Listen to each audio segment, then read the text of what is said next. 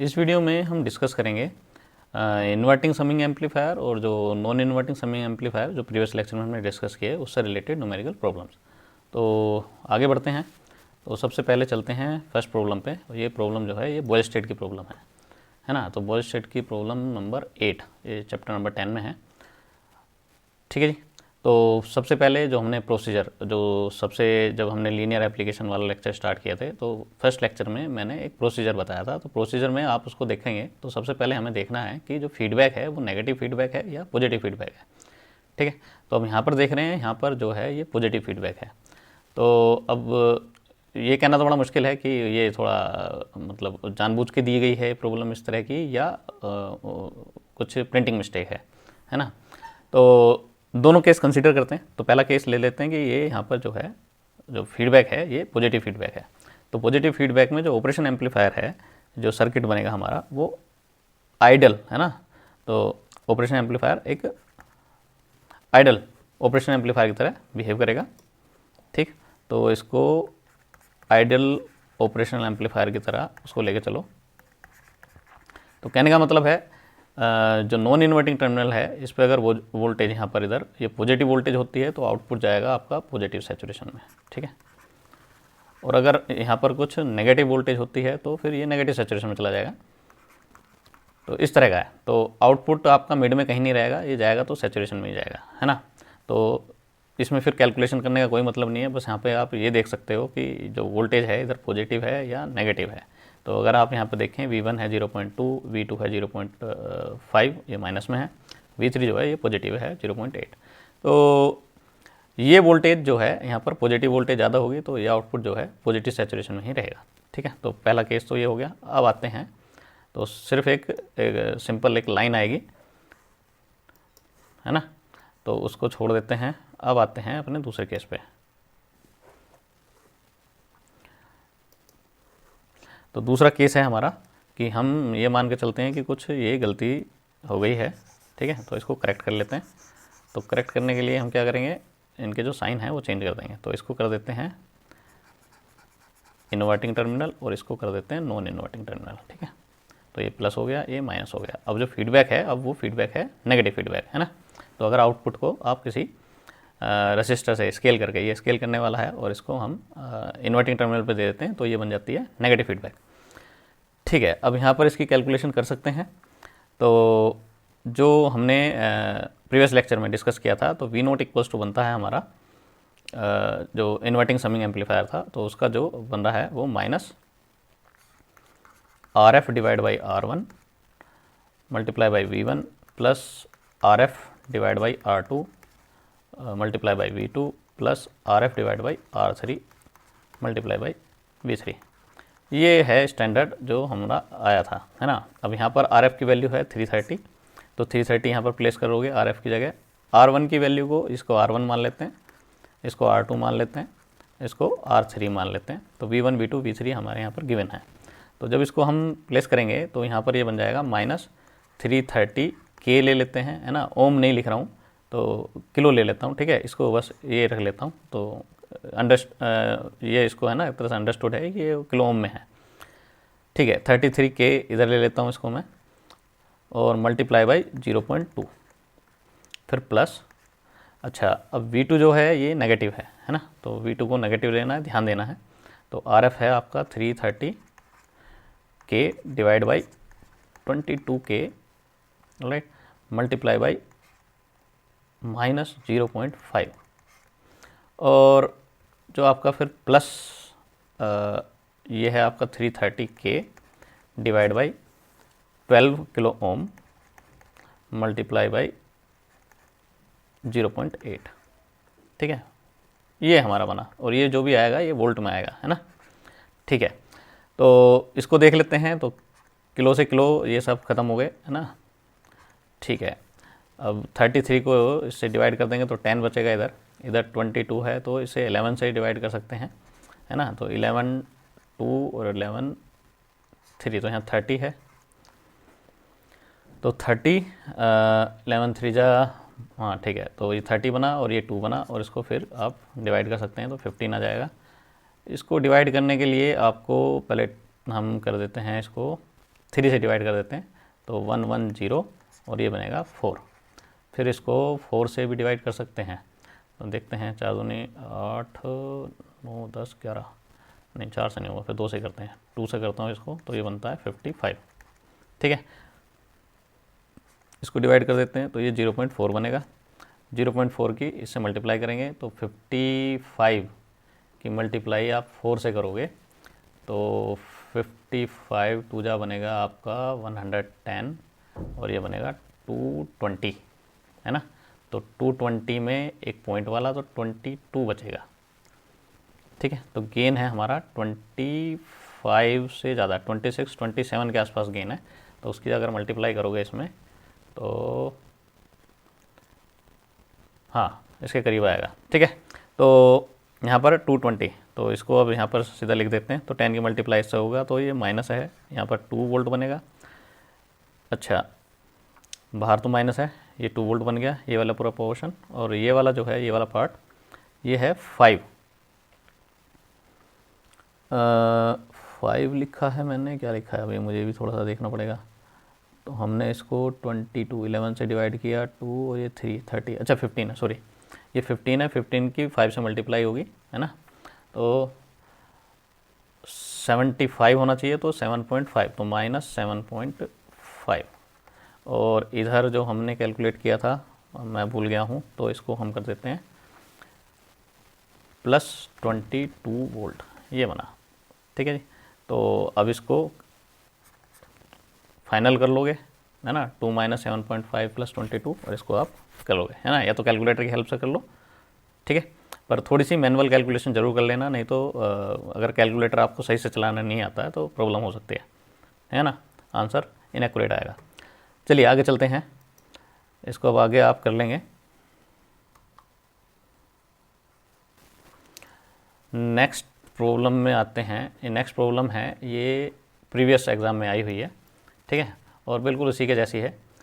अच्छा वही है बिल्कुल, बस ये 0.5 जो है ये आपका, अच्छा यहाँ पर वैल्यू कुछ चेंज है, ये 47 है, ये 33 है, ये सारे पॉजिटिव दिए हुए हैं, तो वही स्टैंडर्ड इक्वेशन आपको अप्लाई करनी है ना।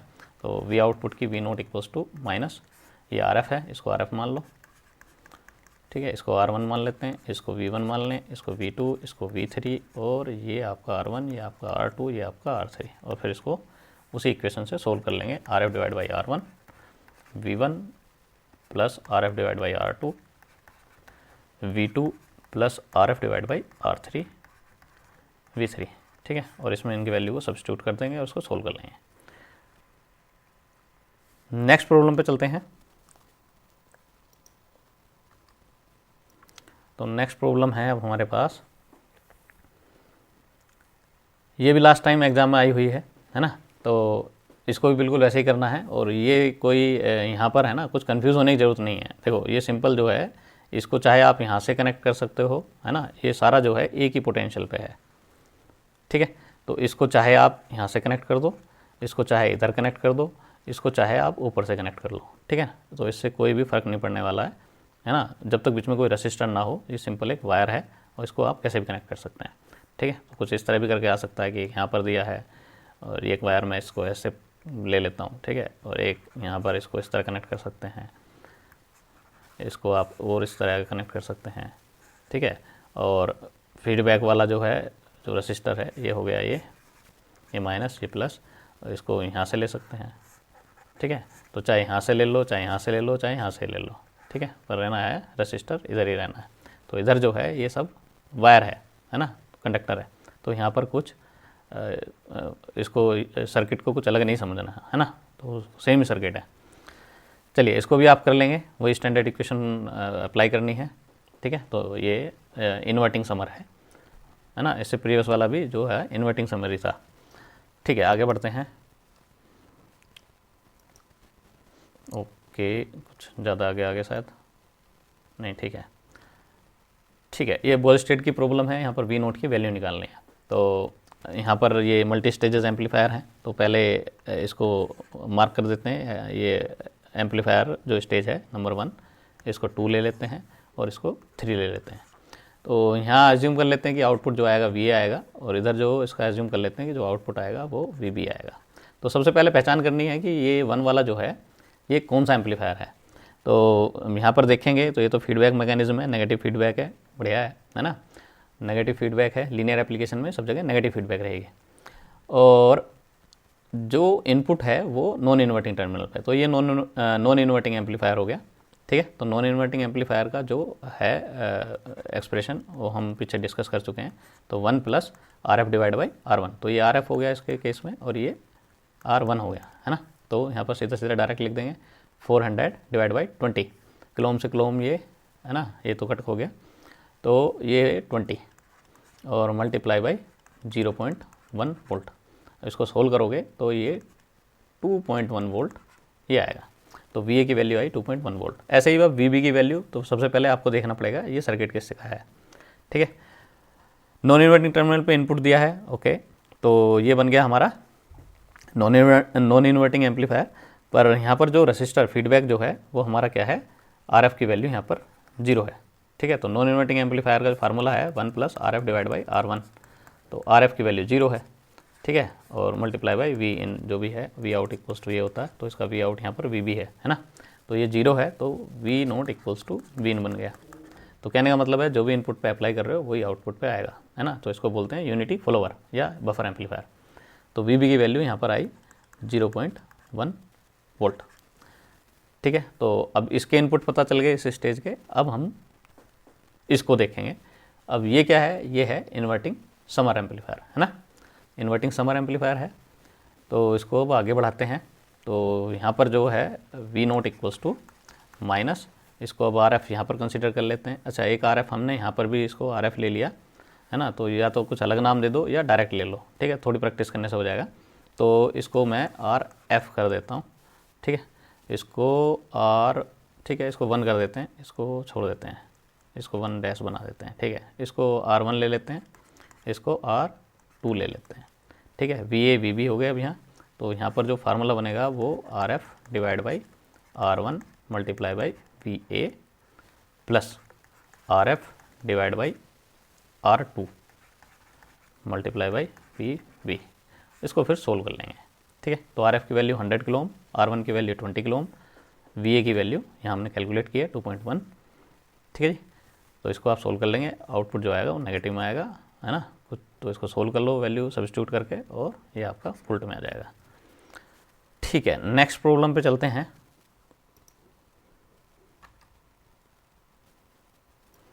नेक्स्ट प्रॉब्लम भी बॉयल स्टेट से ही है। अब यहाँ पर देखते हैं, तो मार्क कर दो, ये फर्स्ट स्टेज, ये सेकंड स्टेज, ठीक है, और ये थर्ड स्टेज। तो पहले इधर वाली सोल्व करनी है, लेफ्ट हैंड वाली जो स्टेजेस हैं, फिर राइट हैंड पे जाना है, क्योंकि जो राइट हैंड के लिए जो इनपुट की ज़रूरत है वो इनसे ही आएगा। तो इसको मान लेते हैं ये VA है, इसको मान लेते हैं ये VB है, ठीक है जी। अब इसको देखते हैं ये कौन सा एम्पलीफायर है। तो यहाँ पर देख रहे हैं कि ये जो इन्वर्टिंग टर्मिनल है इस पर इनपुट अप्लाई है और इनपुट हैं 2, है ना। तो इसका मतलब है ये इन्वर्टिंग समर एम्पलीफायर है, ठीक है जी। तो इन्वर्टिंग समर एम्पलीफायर है, तो VA में इसको आप यहाँ पर VA इक्वल्स टू, तो माइनस इन्वर्टिंग है ना, तो माइनस तो आएगा ही। तो 600 kilo divide by 15 kilo multiply by 25 milli volt.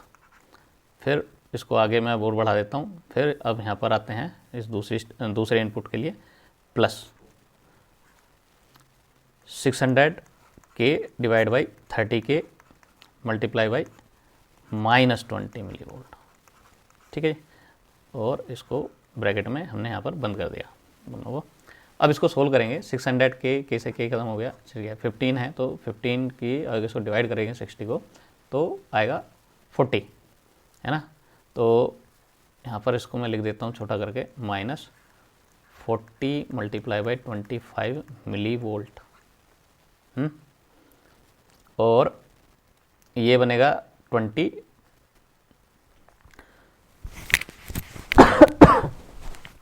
Sorry, हाँ, फिर ये माइनस का और 30 से इसको डिवाइड करेंगे तो 20 बन जाएगा, है ना। ये माइनस आपका बाहर आ गया, minus 20 multiply by 20 milli volt.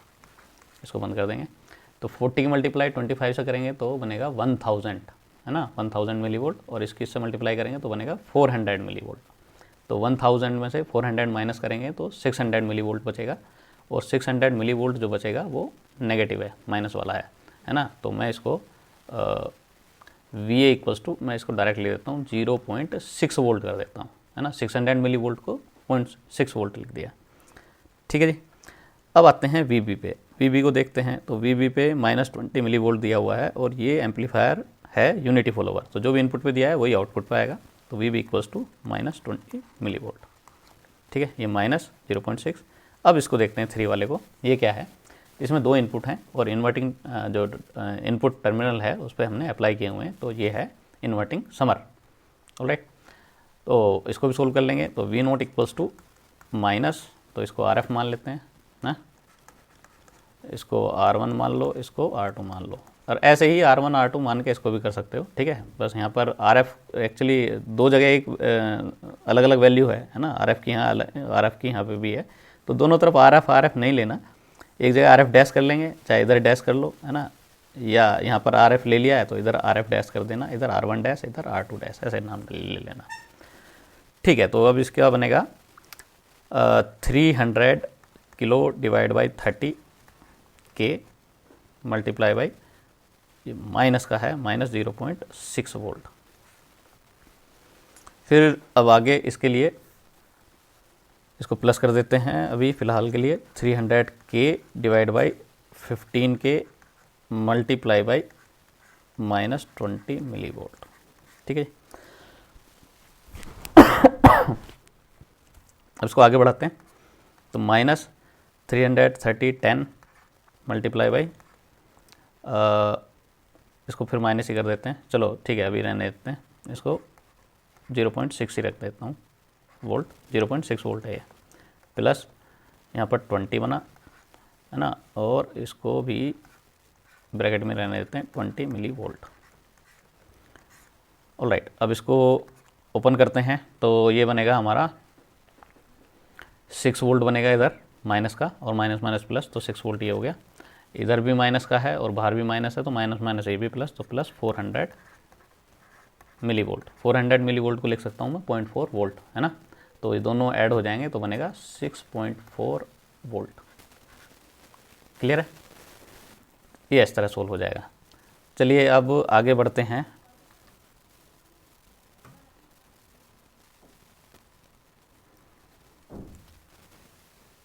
अब ये प्रॉब्लम देखते हैं। अच्छा, अब ये प्रॉब्लम है, इस सर्किट को देख के पहचान सकते हैं कि ये यहाँ पर फीडबैक मैकेनिज्म है, इधर कुछ भी अप्लाई नहीं हुआ है, जो इन्वर्टिंग टर्मिनल है।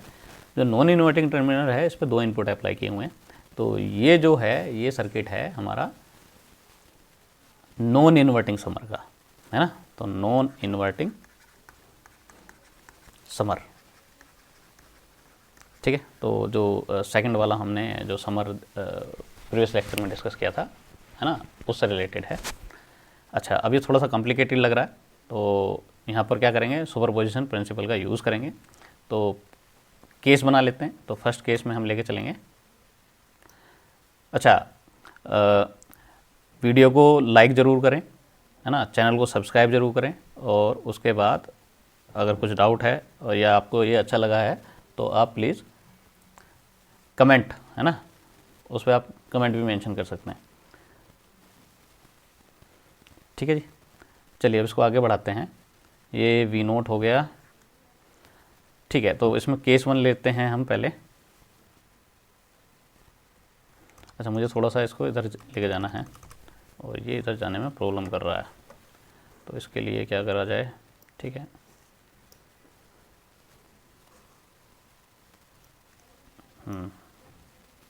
चलो ठीक है, फिर इधर ही करते हैं। तो पहले ले लेते हैं केस 1।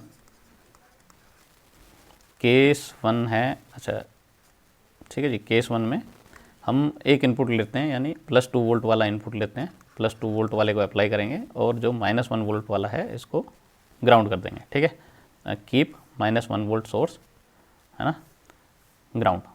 तो -1 वोल्ट वाले को इसको हम बना देंगे 0। तो 0 बनाएंगे तो ये केस बन जाएगा, इस सर्किट ये बन जाएगा। तो ये हो गया ग्राउंड से कनेक्ट, क्लियर है।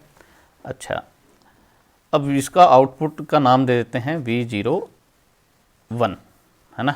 +2 वोल्ट जब अप्लाई कर रहे हैं तो उसके करस्पॉन्डिंग जो आउटपुट आएगा वो उसको नाम दे देते हैं V01 इक्वल्स टू क्या बनेगा अब इधर देखते हैं। तो अब ये कन्फिग्रेशन जो है, ये कन्फिग्रेशन बन गई नॉन इन्वर्टिंग एम्पलीफायर के। तो नॉन इन्वर्टिंग एम्पलीफायर में जो गेन फैक्टर है ये वाला है ना। तो गेन फैक्टर ये तो रहेगा ही 1 + 2R divide by R, alright, multiply by अब जो नॉन इन्वर्टिंग टर्मिनल पे जो इनपुट अप्लाई कर रहे हैं, तो इनपुट हम यहाँ पर अप्लाई कर रहे हैं, यहाँ पर अप्लाई नहीं कर रहे हैं, ठीक है, बीच में, क्योंकि रेसिस्टर नेटवर्क है तो रेसिस्टर से क्या होगा, वोल्टेज डिवाइड हो जाएगी।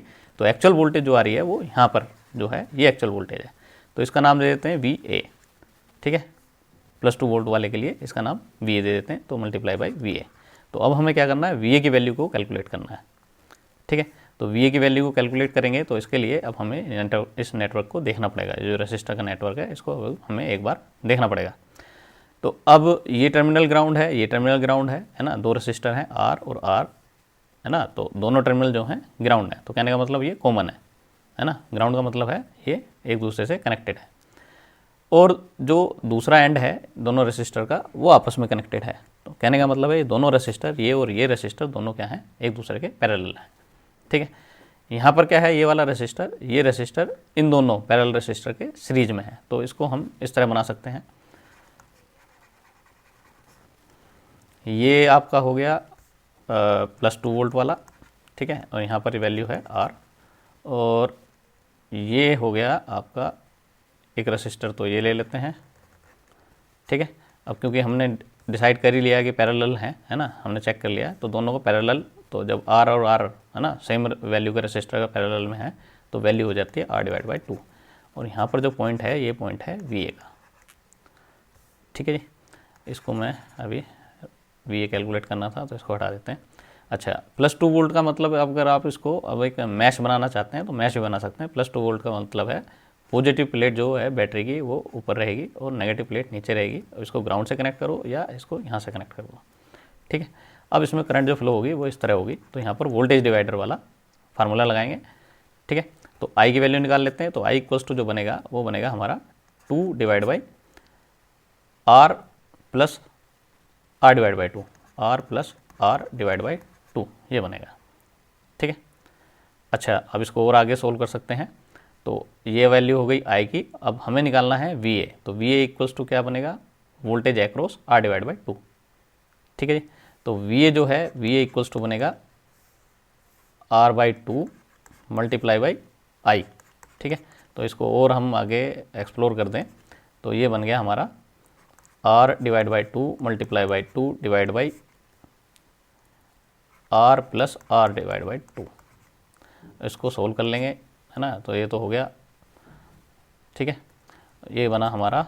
अब ये हो गया, इसको 2R ले लेते हैं तो 3R2, तो ये R divide by 1 divide by 3R divide by, ठीक है, तो 3R बनेगा 2, हाँ 3R डिवाइड बाई 2 ये बनेगा, ठीक है।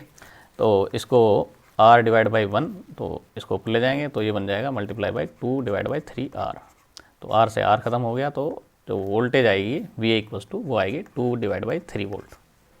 क्लियर है, तो VA इक्वल्स टू आया 2 डिवाइड बाई 3 वोल्ट। तो इसको अब आगे यहाँ पर भी सोल्व कर देते हैं, R से R ये ख़त्म हो गया तो ये 3 बना, तो 3 मल्टीप्लाई बाई 2 डिवाइड बाई 3, तो ये बना हमारी वोल्ट जो आई, है ना, इससे ये ख़त्म हो गया तो 2 वोल्ट आई, ठीक है। तो V01 जो आया 2 वोल्ट आया। अब निकालना है जब -1 को अप्लाई करेंगे और केस 2 को, ठीक है। तो केस 2 को मैं यहाँ पर मेंशन कर देता हूँ, ये हमारा केस 2 है। केस 2 में हम -1 वोल्ट वाले को अप्लाई करेंगे, ठीक है, और जो +2 वाला वोल्ट सोर्स है इसको हम ग्राउंड से कनेक्ट कर देंगे, इसको 0 बनाना है, ठीक है जी। तो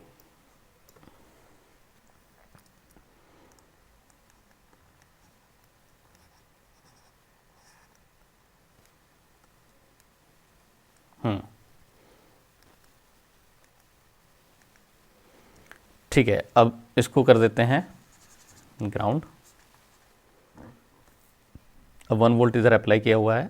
अब जो पहले जो प्रीवियस केस में इस रेसिस्टर और इस रेसिस्टर के साथ बात हो रही थी, है ना, कि दोनों के जो टर्मिनल हैं वो कॉमन कनेक्टेड हैं, तो ये वाला टर्मिनल इसके साथ कनेक्टेड है, तो अब ये वाला रेसिस्टेंस और ये वाला रेसिस्टेंस दोनों एक दूसरे के पैरेलल हो गए, ठीक है। तो सर्किट तो बिल्कुल सेम यही रहेगा, बस यहाँ पर वोल्टेज चेंज हो गई और इसकी पोलैरिटी चेंज हो गई। इसकी पोलैरिटी कितनी है? -1, ठीक है। और सर्किट हमारा यही बनेगा। तो एक बार इसको ट्राई करके देख लो, ये बनेगा। अच्छा, VA की जगह अब रख देते हैं VB, है ना। तो जो यहाँ वोल्टेज आएगी वो करस्पॉन्डिंग आएगी जो न्यू वोल्टेज सोर्स हमने अप्लाई किया है। तो VA की जगह हो गया VB, ठीक है। तो इसके करस्पॉन्डिंग जो आउटपुट आएगा इसका नाम दे देते हैं V02। तो V02 इक्वल्स टू बनेगा हमारा 1 प्लस यही 2R divide by R multiply by VB, ठीक है। अब हमें VB को कैलकुलेट करना है। तो VB को जब कैलकुलेट करेंगे तो अब सिंपल सा है ना, चाहे आप यही प्रोसीजर आप फॉलो करो। और मैं सिंपल से यहाँ पर आपको एक बात बता रहा हूँ कि जब जहाँ पर 2 वोल्ट था तो VA की वैल्यू जो आई थी, है ना, वो आई थी 2 डिवाइड बाई 3 वोल्ट। तो जब यहाँ पर 2 वोल्ट था पॉजिटिव वाला, अगर 2 वोल्ट को 1 वोल्ट कर दें तो क्या चेंज आएगा? ये 1/3 हो जाएगा, है ना। 2 वोल्ट को यहाँ पर आप 1 कर देंगे 2 की जगह, ठीक है ना। तो 2 की जगह अगर 1 वोल्ट होता तो यहाँ पर 1 हो जाता, और 1 हो जाता तो फिर आपका आता 1 डिवाइड बाई 3, सिंपल है। फिर अगर वो 1 को अगर हम -1 कर दें तो वो बन जाएगा VB equals to -1 divide by 3, ये वोल्ट आएगी, ठीक है। तो अब VB की वैल्यू हो गई -1 डिवाइड बाई 3 वोल्ट। तो अब इसको यहाँ पर ये वैल्यू प्लेस कर देते हैं। चाहे आप इस तरह कैलकुलेट कर लें, और मैंने जैसे इस तरह बताया है तो इस तरह से भी सोच सकते हैं, ठीक है। तो VB की वैल्यू जो आएगी -1 डिवाइड बाई 3, और ये हो गया 3 मल्टीप्लाई बाई -1 डिवाइड बाई 3, तो 3 से 3 खत्म हो गया, तो यहाँ पर आया -1 वोल्ट।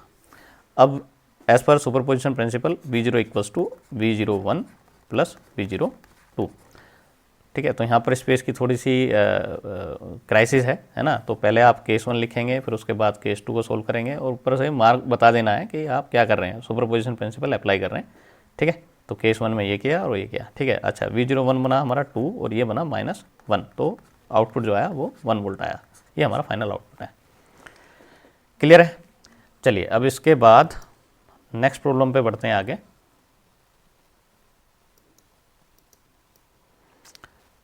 अच्छा, नेक्स्ट प्रॉब्लम अब कुछ नहीं है। चलिए फिर इसको अब आप, वीडियो आपको कैसी लगी इसका आप ज़रूर कमेंट में मेंशन करें, है ना। और वीडियो को लाइक करें और मेरे चैनल को सब्सक्राइब करें, ठीक है जी। चलिए, ठीक है। नेक्स्ट लेक्चर भी हम अभी डिस्कस करेंगे नेक्स्ट लेक्चर में, तो चैनल को सब्सक्राइब जरूर करें। कमेंट करें वीडियो आपको कैसी लगी है, क्या इंप्रूवमेंट की ज़रूरत है, वो भी आप मेंशन कर सकते हैं, ठीक है। चलिए, थैंक यू।